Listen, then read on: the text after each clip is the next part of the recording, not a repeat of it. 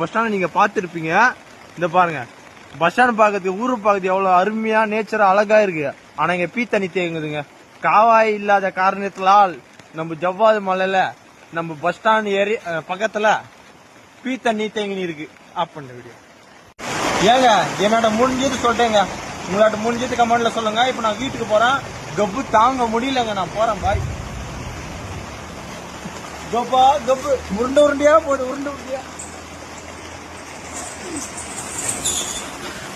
நம்ம ஜவ்வாது மலையில இருந்து பேசுறேங்க.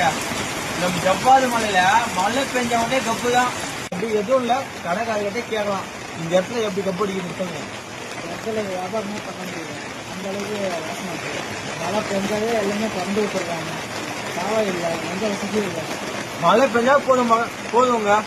ஏங்க அப்படியே சரியான கப்புங்க. பூமாப்பட்டியில தேனு போல இனிக்கும், இங்க தேனு போல கப்பு அடிக்குங்க.